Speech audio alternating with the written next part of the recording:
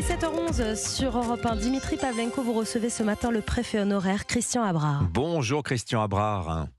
Bonjour. Bienvenue sur Europe 1, vous êtes à Marseille. On va parler éducation avec vous puisque vous êtes à la fois le coprésident du comité de gouvernance du CNR, Conseil national de la refondation consacré à l'éducation, mais aussi en charge du volet pédagogique du plan Marseille en grand que le président de la République est en train de défendre sur place. Marseille, laboratoire de l'école du futur, alors dit le slogan.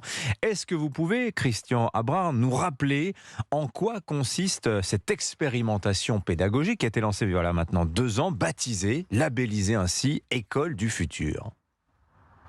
Oui, bien sûr.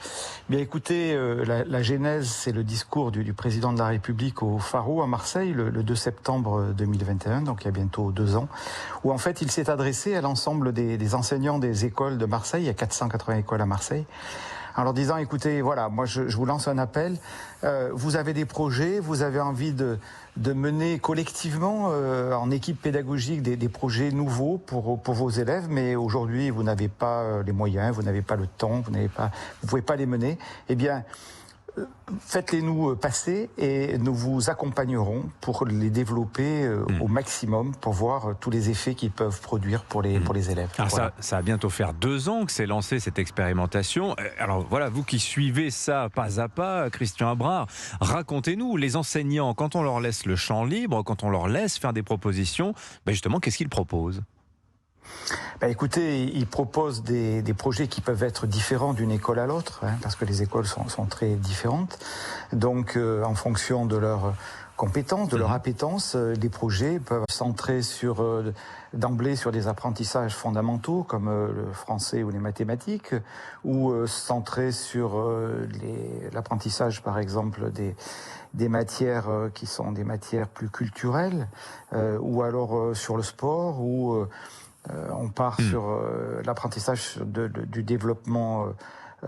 Mais très concrètement, Christian Abrard, de ce que vous en voyez, vous, sur le terrain, est-ce que ce sont les passions des enseignants qui ressurgissent à travers ces projets-là, ou vraiment vous sentez là des innovations pédagogiques importantes qui peuvent marquer une rupture dans l'histoire pédagogique française ? Ce qui marque une rupture, si vous voulez, c'est que pour la première fois, on dit allez-y. Jusqu'à présent, on a toujours administré l'éducation nationale en disant de Paris, on sait ce qui est bon pour vous, voilà ce que vous allez faire dans les écoles, voilà dans tous les établissements. Là, c'est le contraire, on dit c'est vous qui savez, c'est vous qui connaissez votre école, c'est vous qui connaissez vos élèves, allez-y et on vous accompagne. Et à partir de là, forcément, ça a des effets qui sont puissants. Alors, c'est en plus du programme à suivre ou c'est à la place du programme qu'il faut suivre chaque année ? Non, mais c'est complètement dans le programme, parce qu'évidemment, ça c'est extrêmement important de suivre le programme.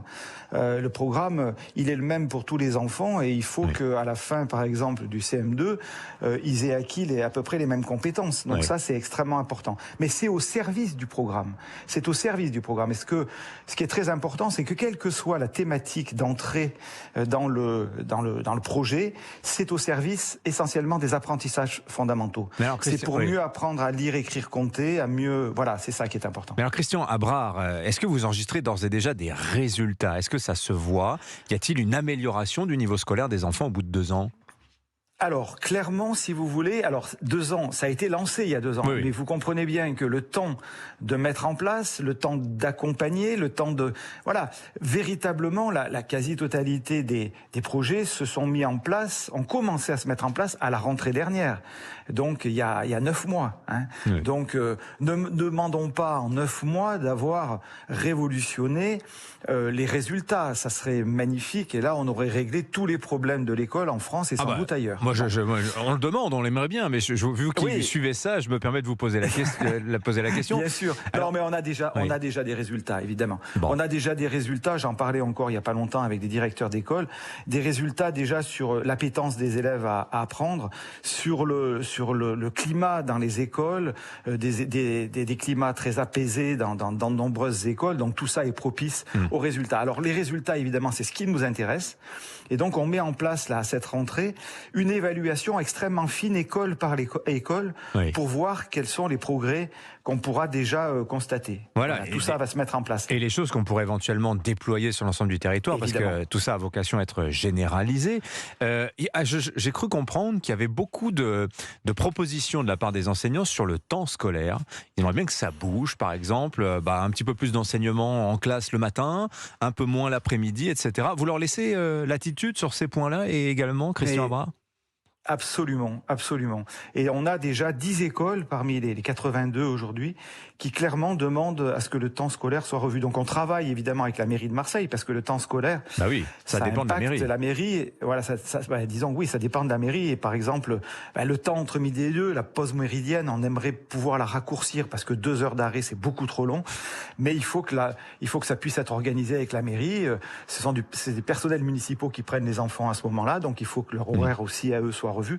Donc on a déjà 3 écoles à la rentrée, je peux vous l'annoncer, pour lesquelles le temps va évoluer. On en a 7 autres sur lesquelles on travaille et on est absolument aligné avec la mairie là-dessus.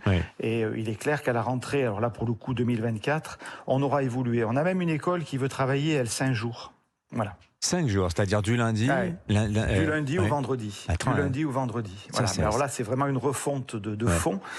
J'en parlais encore hier avec des élus municipaux. On est tous alignés là-dessus. On se donne l'année qui vient pour mettre ça en place. Ah oui, donc ça phosphore à Marseille. Alors il y a un autre point aussi du plan. On va terminer là-dessus, Christian Abrard, la possibilité laissée aux directeurs d'école de recruter les enseignants sur des postes à exigences particulières. Alors c'est quoi ces fameux postes, Christian Abrard ? Alors, c'est pas tout à fait ce que vous avez dit. C'est pas le directeur qui va choisir les postes à exigences particulières. Ils participent au recrutement. Vous avez raison. Alors, ils sont dans la commission qui va auditionner les gens qui sont intéressés pour venir dans l'école. Dans cette commission, il y a 2 inspecteurs d'éducation nationale et 2 membres de l'école, dont le directeur ou la directrice. Les gens qui sont intéressés par l'école et donc par le projet, puisque ce sont des écoles où il y a un projet qui est très fort, sont écoutés. Et quand la commission estime que la personne connaît le projet et qu'elle va s'engager dans le projet, il n'y a pas de problème. Elle est retenue sur une liste. Ceux qui ne sont pas en phase avec le projet sont écartés.